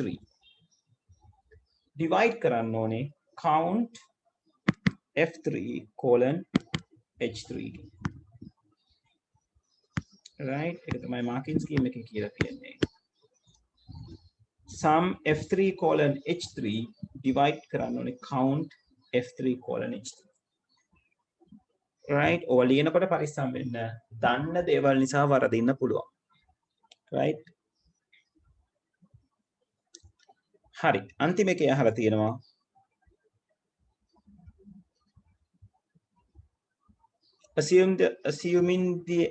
assuming that student set score value for the 3 subjects and the final set score value for all subjects have been calculated. write down a formula that should be entered in cell 144 to find the highest final z score value in the form of function cell 1 function 2 cell 3 colon cell 4 format. So lazy ned හොයන්න කියලා තියෙන්නේ maximum z score එක, right? So ඒගොල්ලෝ අහන්නේ cell I44 ඒ කියන්නේ මෙන්න මෙතන highest z score එක. the highest z score හොයන්න වෙන්නේ final z score වලට maximum කියන නැත්නම් max කියන function එක පාවිච්චි කරලා, right? එතකොට ඔයගලන්ට කියන්න පුළුවන් equal max I3 colon I42 I3 වල ඉඳලා I42 z score එක පළවෙනි එක නගින්නේ I3 වල අනිත් එක නගින්නේ I42 වල. හරි, ඒ Excel ප්‍රශ්නේ ටිකක් පැටලෙලි සහගතයි, right? නමුත් ඔයගලන්ට කරගන්න පුළුවන්. ඒතර ලකුණු හම්බුනේ පස්වෙනි පාර්ට් එකට ලකුණු 2යි, 6 වෙනි එකට ලකුණු 4 වෙනි එකට 2යි, 3 වෙනි එකට ලකුණු කොහොමද කියන්නේ?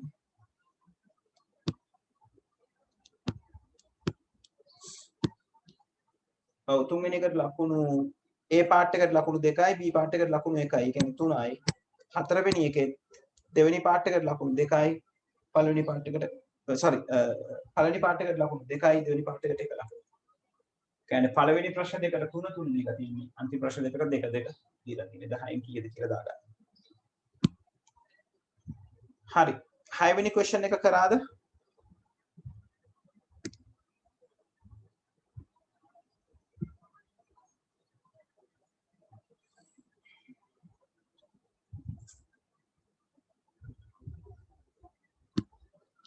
right.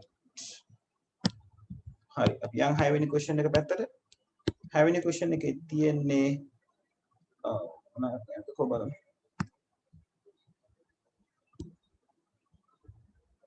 alright. SDLC එකට අදාළ system development life cycle එකට අදාළ. right. පද්ධති සංවර්ධන ජීවන චක්‍රයේ අවස්ථා පහ සහ එමෙම එක එක අවස්ථාවට අදාළ ක්‍රියාකාරකම් බැගින් පහත වර්ගයේ දක්වා ඇත. A හා E තෙක් වූ එක් එක් ලේබල් සඳහා සුදුසු නම පහත ලේබල් කර දී ඇති itemized when P0T දක්වා තෝරාගෙන පිළිතුර ලෙස වගු එක් එක් ලේබල් එකට අදාළ නමේ ලේබල් එළියා පෙන්වන්න. right. අවශ්‍යතා හඳුනා ගැනීම. අවශ්‍යතා හඳුනා ගන්නකොට සම්මුඛ සාකච්ඡා පැවැත්වීමක් කරනවා. එහෙම තමයි අවශ්‍යතා හඳුනා ගැනීම කරන්නේ. කියන්නේ ඒට අදාළව එන්න පුළුවන් S කියන එක. B එක අන්තර් මුහුණක් නිර්මාණය කිරීම. විසඳුම නිර්මාණය කිරීම කියන තැනට තමයි යාව අයිති වෙන්නේ. ඒ කියන්නේ B වලට අදාළව එන්නේ Q. ක්‍රම ලේඛනය විසඳුම කේතකරණය කිරීම කියන එක ක්‍රම ලේඛනයට අයිති. ඒ නිසා මෙයාට එන්නේ P. පරීක්ෂාව හා දෝෂ ඉවත් කිරීම කියන්නේ පරීක්ෂා කිරීම, ටෙස්ට් කිරීම සම්බන්ධයෙන්. right. එතකොට ඒ කියන්නේ R. D වලට අදාළව R. E වල නව ගුණාංග පද්ධතියට එක් කිරීම. නව ගුණාංග පද්ධතියට එකතු කරනවා නම් ඒක අයිති වෙන්නේ පද්ධතිය නඩත්තු කිරීම පැත්තට. ඒ කියන්නේ නව ගුණාංගයක් එනවා කියලා කියන්නේ අපි දැනටමත් හදලා තියෙන එකට අලුතෙන් එකක් දාන්න වෙනවා කියන්නේ. ඒක එන්නේ පද්ධතිය නඩත්තු කිරීම. ඒ කියන්නේ ඊට එන්නේ T. right. අපි උත්තර ටික බලමු. A ට S, B ට Q, C ට P, D ට R, E ට T. S Q P R T. S Q P R T. ඒ විදිහට තමයි ඔකේ උත්තර ටික එන්නේ. ලකුණු දීලා තියෙනවා.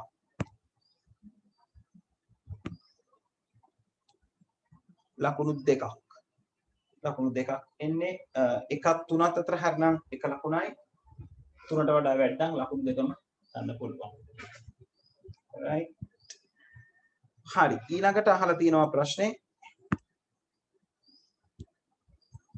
ඔබේ පාසලේ පොත්හල පරිගණක සඳහා පාදක තොරතුරු පද්ධතියක් ඇසුරින් ක්‍රියාත්මක වේ. සිසුවෙකු ලිපි ද්‍රව්‍ය මිලදී ගැනීමේදී ලිපිකරු විසින් හඳුන්වා දී තිබෙන ලිපිකරු විසින් සිසුවා මිලදී ගැනීමට අදහස් කරන එක් අයිතමේ අයිතම කේතය හා ප්‍රමාණය ඇතුළත් කරයි. කැෂියර් එකේ කරන වැඩි. right?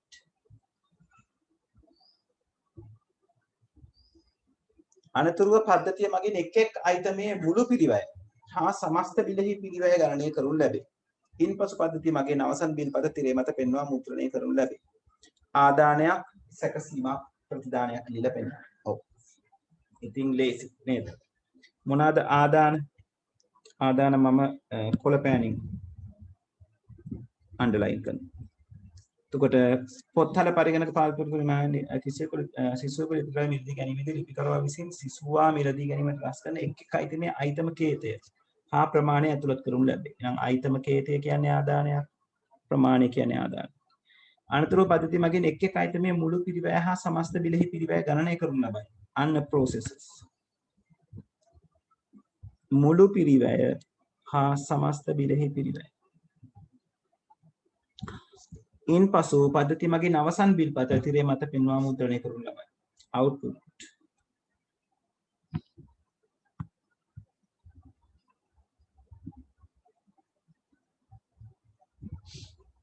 එතකොට process විදියට මුළු පිරිවැය හා සමස්ත බිලෙහි පිරිවැය ගණනය කිරීම. ඒතර මුළු පිරිවැය ගණනය කිරීම සමස්ත බිලෙහි පිරිවැය ගණනය කිරීම කියන එක එනවා. ඊළඟ output එක විදිහට බිල්පත තිරේ මත පෙන්වීම. මුද්‍රණය කිරීම. ඔක තමයි output විදියට ගන්න. බලමු මාකින් ස්කීම් එක. ඔව් අයිතම කේතය ප්‍රමාණය. ඔය දෙකෙන් එකක් ලියන්න කියලා තියෙන්නේ. මුළු පිරිවැය ගණනය කිරීම, මුළු බිලෙහි අගය ගණනය කිරීම. ඔය දෙකෙන් එකක්. ඊළඟට එක අයිතමේ මුළු පිරිවැය, බිලෙහි මුළු අගය සහ අවසන් බිල. ඔය ටිකෙන් එකක්.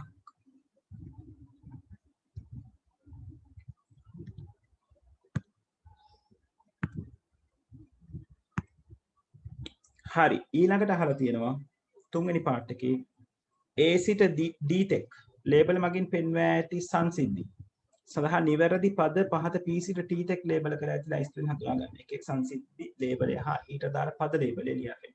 alright. සොනිල් පුස්තකාල කළමනාකරණ පද්ධතියක් සංවර්ධනය කරමින් සිටි සමස්ත පද්ධතියම සම්පූර්ණයෙන් සංවර්ධනය කරන තුරු එහි කිසිම කොටසක් ගුරුතුමියට භාවිතා කිරීමට නොහැකි වනු ඇතැයි ඔහු ඇයට පවසයි. ඔව්. එතකොට එහෙම වෙන්නේ ගොඩක් වෙලාවට waterfall model එකේදී. එතන මෙතන තියෙනවා ඍජු පිහිටුවීම, පුනර්කරණ මෘදුකාංග සංවර්ධනය, අධීරයේ පිහිටුවීම, නියම පිහිටුවීම සහ දියලේ ආකෘතිය. එතකොට මේතන්ට උත්තරේ 7 කියලා ගන්න පුළුවන්. 7 නෙවෙයි TT sorry. ඊළඟට පාසල් භෝජනාගාරයේ කුඩා තොරතුරු පද්ධතියක් සාධාරණීම කළ පසු දැනට පවතින පද්ධතිය නවතා දමා නව පද්ධතියක් ක්‍රියාත්මක කිරීමට ආස්මා තීරණය කරා. ඒ කියන්නේ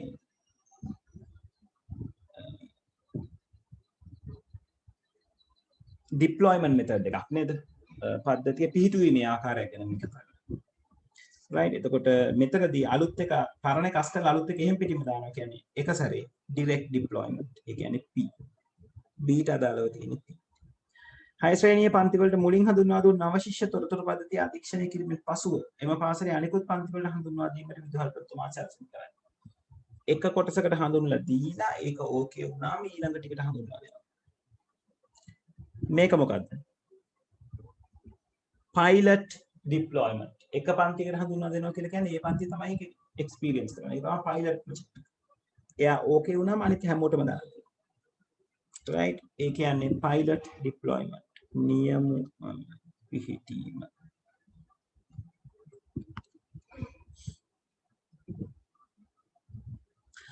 ඊළඟට D කොටස කියලා තියෙනවා මුල් පද්ධතිය සංවර්ධනය කර ඇත්තේ ආදාන තිර දෙකක් සහ එක් වාර්තාවක් සමගින් user පරිශීලක අදහස් වලට අනුව තව ආදාන තිරණ හා වාර්තා දෙක බැගින් පද්ධතිය ඉදිරි කරන පද්ධතියට එකතු කරන ලදී. තවත් ගුණාංග ඉදිරි පරිශීලක අදහස් වලට අනුව එකතු කිරීමට යෝජිතය. මේකට මොකක්ද දෙන්නේ? පුනර්කරණ මෘදුකාංග සංවර්ධනයේ තියෙනවා අධීරමේ පිහිටුවීම ඉතිරි වෙලා තියෙනවා. ඔව් ඒ දෙන්නගෙන් අපිට අවශ්‍ය වෙන්නේ පුනර්කරන මෘදුකාංග සංවර්ධනය කියන්නේ Q. right. So the TPSQ එක තමයි පිළිවෙල වෙන්නේ.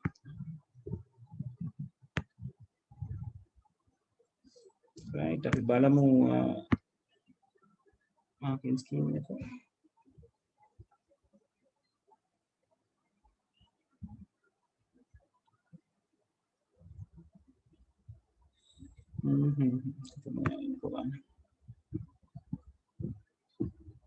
හයි තුන්වෙනි කොටස.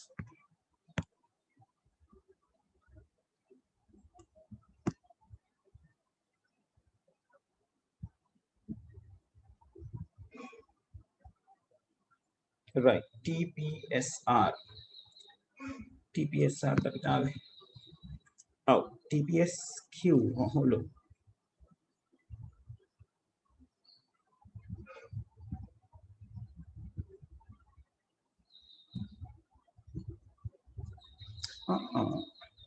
මුල් පද්ධතිය සංවර්ධනය කර ඇත්තේ ආදාන තීර දෙකක් සහ එක් වර්තාවක් සමගින්. පරිශීලක අදහස් වන අනුව තවත් වාර්තා දෙකකින් හතරක්.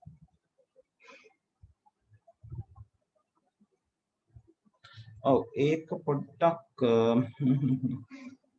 D කියන එක එච්චරම හොඳ උත්තරයක් නෙවෙයි. මුල් පද්ධතිය සංවර්ධනය කරද්දී මුල් පද්ධතිය ගැන කතා කරන්නේ.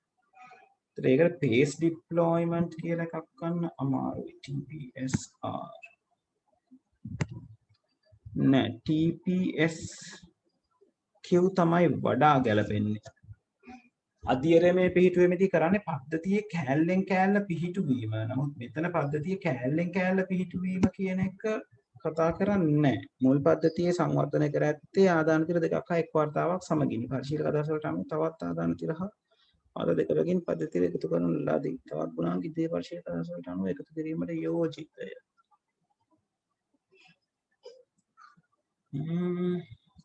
ඒක පුනර්කරන මෘදුකාංග සංවර්ධනයට ගන්නත් පුළුවන්. අධ්‍යයනයේ පිහිටුවීමට ඒක එච්චර ගැලපෙන්නේ නැහැ පුතේ. ඒක මම බලලා ඔයගලන්ට උත්තරයක් එවන්න. right TPS කියන එක ඕකී. මේ D part එක සැකසහිතයි. මොකටද රිෆර් කරන්න ඕනේ. right හතරවෙනි එකේ කියලා තියෙනවා අත්‍යවුරු තොරතුරු පද්ධතියකට එරෙහිව පරිගණක ආශ්‍රිත තොරතුරු පද්ධතියකට පවතින වාසි දෙකක්. බොහොම ලේසි නේද? කාර්යක්ෂමතාවය ඉහළ නම් වන්න පුළුවන්. right ඕනෑම තැනකදී ඕනෑම වෙලාවකදී භාවිතා කරන්න පුළුවන්. right බලමු මේකට කියලා තියෙනවද කියලා. වේගය, කාර්යක්ෂමතාවය, සමගාමී බව, නිර්වද්‍යතාවය, විශ්වසනීයත්වය, like availability තිබෙන බව, ප්‍රවේශ වීමේ හැකියාව, මිනිසුන්ට පහසු වීම, බහුපරිශීලකයන් වගේ එකවර ඇක්සස් කරන්න පුළුවන් වීම, right කාර්යක්ෂම ආචයන ඔය වගේ ගොඩාක් උත්තර තියෙන්න පුළුවන්. මේ අතර ඕගොල්ලෝ ලියපු එක උත්තරයක් තියෙනවා නම් මෙතන පේන්නේ නැති ඒක මගෙන් අහන්න මම ඒක ක්ලියර් කරලා දෙන්නම්.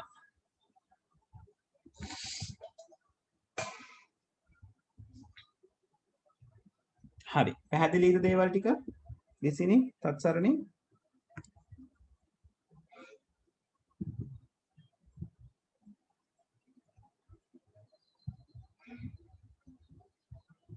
හරි. 7 වෙනි ප්‍රශ්නේ කරාද?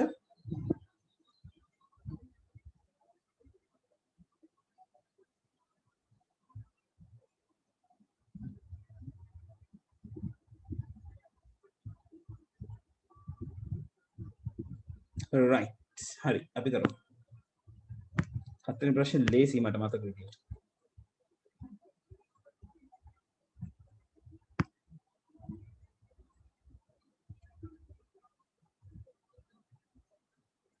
right 7 වෙනි ප්‍රශ්නේ අහනවා පහක් දක්වා ඇති A නම් වූ ආරාව සලකා බලන්න. මෙම ආරාව තුළ නිකිල අගයන් 5ක් අඩංගු වේ. ඔව්. ඉහත ඒ ආරාව මත පහත පෙන්වන ඇති ව්‍යාජකයේ ක්‍රියාත්මක කළ විට ලැබෙන ප්‍රතිදානය ලියා ගන්නවා. හරිම ලේසි. අපි බලමු. hand trace කරගන්නයි තියෙන්නේ. begin value සමානයි a බිඳුව. නේද? ඔව්. ඒතර a බිඳුවේ තියෙන කෙනෙක් value කියන එකට දා ගන්නවා. right. ඒ කියන්නේ value කියන කෙනාට හම්බෙන්නේ 80. k කියලා එක්කෙනෙක් ඉන්නවා එයාට 1 කියලා assign කරගන්න. k කියන එක එක්කෙනා විශාල කුඩා හෝ සමානයි 4 නම් එතකොට k කුඩායි 4ට වඩා ඊළඟට කියනවා ak less than value. එතකොට k කියන්නේ මෙතනදී 1 ඒ වල 1 less than value ඒ වල 1 කියන්නේ 100 මෙතන value කියන්නේ කවුද 80 right එතකොට මෙතන කියලා තියෙන condition එක ඒ කියන්නේ ak less than value කියන එක true වෙනවා නේද sorry false වෙනවා ak කියලා කියන්නේ 100 k එක වෙන නිසා a1 refer කරන්න value කියන්නේ 80 false ඒක නිසා end effect ගාවට එනවා k වලට එකක් එකතු කරනවා 2 ඊට පස්සේ අපි end while කරනවද නැහැ නැවත ගිහිලා check කරලා බලනවා condition k කියන කෙනා 4ට වඩා අඩුද ඔව් if ak less than value කියන කෙනා තාම 80 වෙයි right එතකොට ak ඒ වල 2 දැන් k 2යි ඒ වල 2 කියන්නේ 70 එතකොට මෙතන තියෙන්නේ 100 නෙවෙයි 70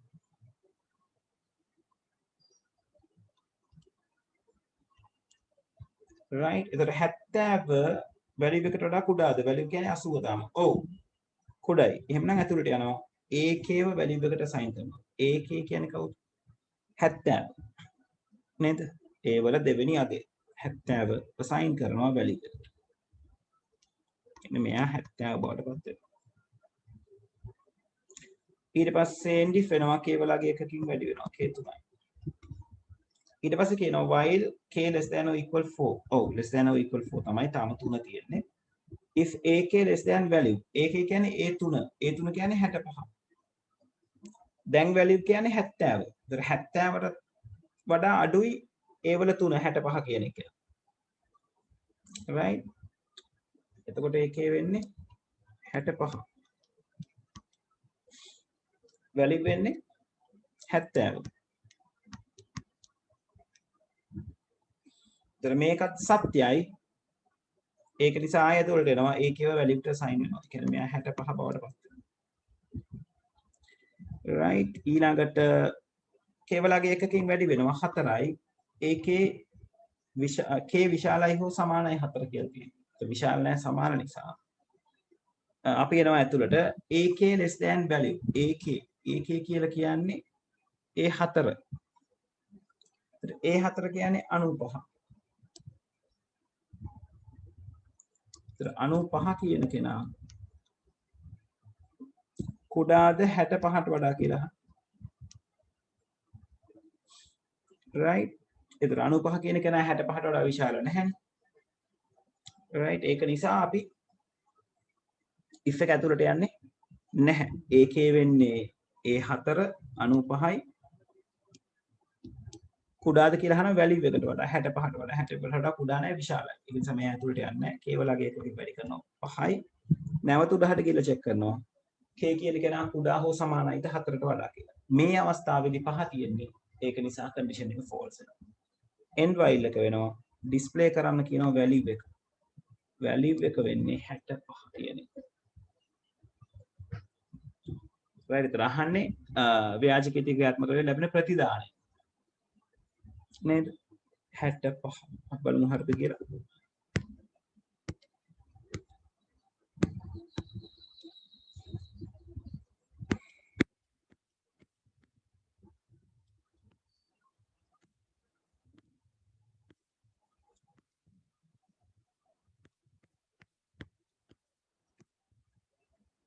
ඔව් 65 right එතකොට 65 කියලා තනි අගය තමයි ඔයගොල්ලෝ ලියන්න ඕනේ. part B එකේ අහනවා flow chart එක fill කරන්න කියලා නේද? ඉහත දී ඇති ව්‍යාජකයේ ඇසුරින් අඳින ලද දකුණු පසින් දක්වා ඇති ගැලීම් සටහනෙහි ඇති PQR සඳහා නිවැරදි වගන්ති හඳුනාගෙන ලියා දක්වන්න. එතකොට P තියෙනවා Q තියෙනවා R තියෙනවා P කියන්නේ කන්ඩිෂන් එකක්. ඒතර බොහොම පැහැදිලිව මේ උඩ කන්ඩිෂන් එකේ තියෙනවානේ K කුඩා හෝ සමානයි 4ද කියලා. එහෙනම් මේ කන්ඩිෂන් එක පැහැදිලිවම AK කුඩයි වැලියු කියන එක.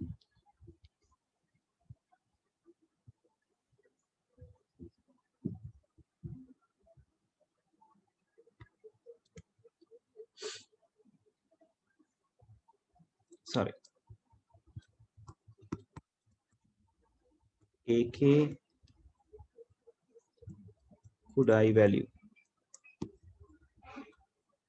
right අතන තියෙනවානේ K කුඩයි 4 කියලා. ඒත් මෙතනට එන්නේ AK කුඩයි වැලියු. ඊළඟට ඔයගලන්ට Q විදිහට process එකකුත් R විදිහට output එකකුත් තියෙනවා.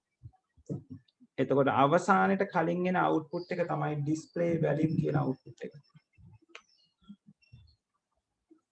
අපි iteration එක ගත්තොත් iteration එකේ තියෙනවා condition දෙකක්. ඒ කියන්නේ මේ condition එක තියෙනවා. ආයෙත් ඊට යටින් තියෙන එක්කෙනා ඉන්නවා.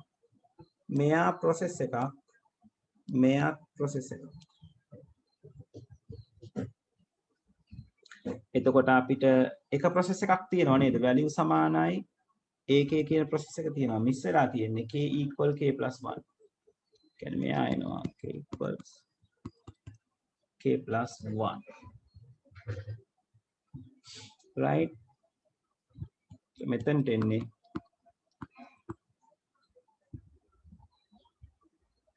display value කියන එක. හරි. තේරුණාද පුතේ මෙතනට වෙනකම්? කන්ෆර්ම් කරන්න.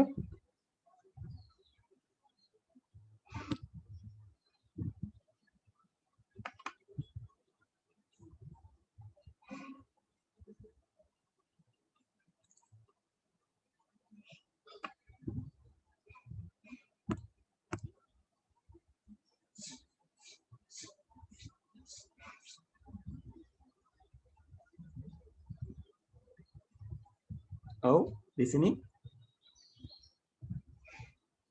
සත්සරණි තේරුණාද?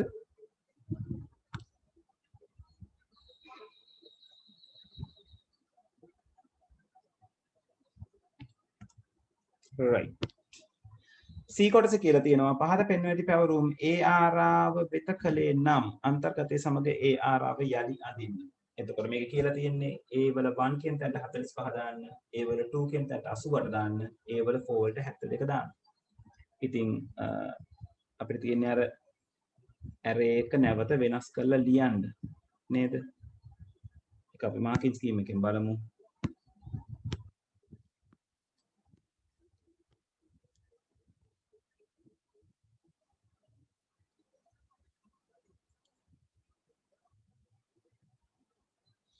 මෙතන A0ට 80, A1ට 45, A2ට 88, A3ට 65 සහ A4ට 72. ඔය විදිහට තමයි ඒක change වෙන්නේ. බලන්න හරියට තියනවාද කියලා. හතර පොඩ්ඩක් පහු වුණා. අපි මේ කොටස සාකච්ඡා කරලා session එක වගේම අපේ පන්තියත් අද අවසන් කරනවා. right හරි අන්තිම පාර්ට් එකේ තියෙන්නේ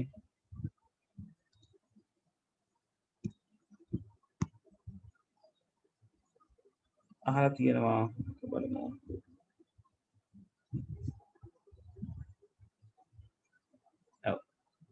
ත්‍රිකෝණයක පාද තුනම එක සමාන දිගක් වන විට එම ත්‍රිකෝණය සමපාද ත්‍රිකෝණයක් යයි කියනු ලැබේ. ත්‍රිකෝණයක පාද දෙකක් පමණක් දිගින් සමද්විපාද කියනවා. පාද තුනම අසමාන නම් විෂම පාද කියලා කියනවා. PQR ලේබල මගින් පහත දක්වා ඇති ගැලීම් සටහන මගින් ත්‍රිකෝණයක සමපාද සමද්විපාද හෝ විෂම පාද යන තීරණය කරයි. PQR සඳහා අදාළ වගන්තියවයි ලේබල් සමග ලියා දක්වන්න. L1 L2 L3 පාදවල දිග කියවන්න කියලා තියෙනවා. L1 සමානයි L2ද කියලා පළවෙනි එකේ අහලා තියෙනවා. ඔව් නම් කන්ඩිෂන් එකක් තියෙනවා. L1 සමානයි L2 කියලා අරගත්තයින් පස්සේ මෙතන අපිට හොයන්න තියෙන්නේ L2 සමානයි L3ද කියන එක විතරයි. ආය අමුතුවෙන් L1 සමානයි L3 ද කියලා හොයන්න දෙයක් නැහැ. සමපාද ත්‍රිකෝණයක් කියලා ඔප්පු කරගන්න. L1 L2ට සමානයි ඔව් කියලා ආවොත් L2 L3ට සමානයි කියලා ආවොත් එයා සමපාද ත්‍රිකෝණයක්. L1 L2ට සමානයි කියලා ආවයින් පස්සේ L2 L3ට සමාන නැත්තම් කියන්නේ දෙන්නෙක් සමානයි.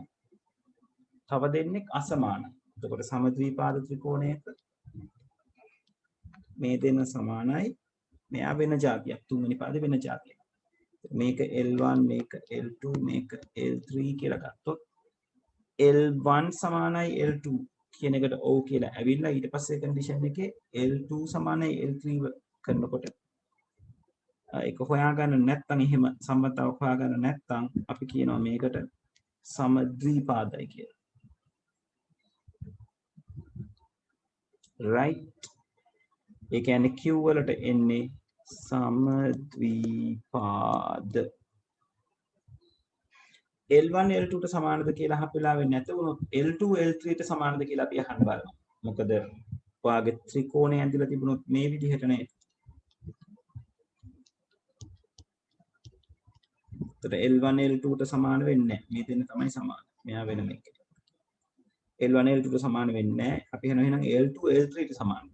ඒ සමාන නම් ඒත් අපිට මේ පාර දිගේ ඇවිල්ලා මෙතනට ඇවිල්ලා සමද්විපාද ත්‍රිකෝණයක් වෙන්න පුළුවන්. එහෙමත් සමාන නැත්නම් අපි අහනවා L1 L3ට සමානද කියලා නේද? ඒක වෙන්න පුළුවන් විදි තුනනේ කියන්නේ. L1 L2ට සමාන නම් සමද්විපාද වෙන්න පුළුවන්. L2 L3ට සමාන නම් සමද්විපාද වෙන්න පුළුවන්. L1 L3ට සමාන නම් සමද්විපාද වෙන්න පුළුවන්. එහෙම වෙන්නේ නැත්නම් එහෙම ඔව් වෙනවා නම් සමද්විපාද, එහෙම නෙවෙනවා නම් එයා විෂම පාද. right හරි. එතකොට PQR සඳහා අගයන් අපිට හම්බෙනවා කොහමද? L2 සමානයි L3ද සමද්විපාද ත්‍රිකෝණයකි විෂම පාද ත්‍රිකෝණය කියන්න පෙන්නනවා. ඔන්න ඔය විදිහට තියෙනවා නම් ඒකට අදාළ ලකුණු 3 ඕගලන්ට හම්බ වෙනවා.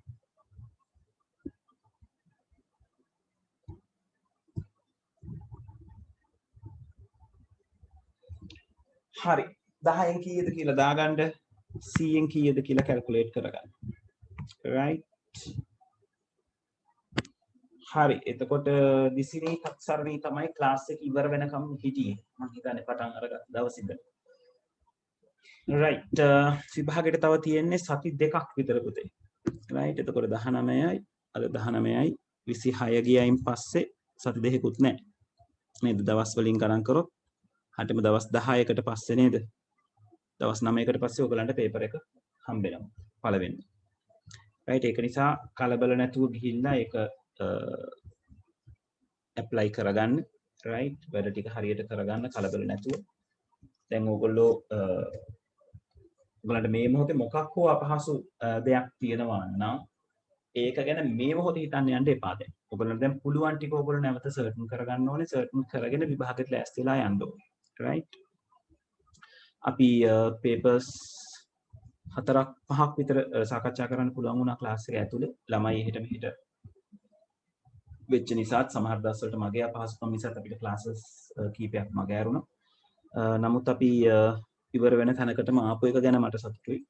right ඉතින් ඕගොල්ලෝ මේ සබ්ජෙක්ට් එක හරියට කරලා හරියට ස්කෝර් එකක් ගන්න. එතනින් තමයි අපි මේ මහන්සි වෙච්ච එකේ හරි ප්‍රතිඵලය එන්නේ. right ඒක නිසා මේ වීක් එකේ පොඩ්ඩක් go through කරන්න නැවත. right ඔයාගේ strong tank ටික හොයාගන්න. ඒ දේවල් වලට හොඳටම ලෑස්ති වෙන්න. පොඩි දුර්වල තැන් තියෙනවා නම් මගෙන් අහන්න පුළුවන්.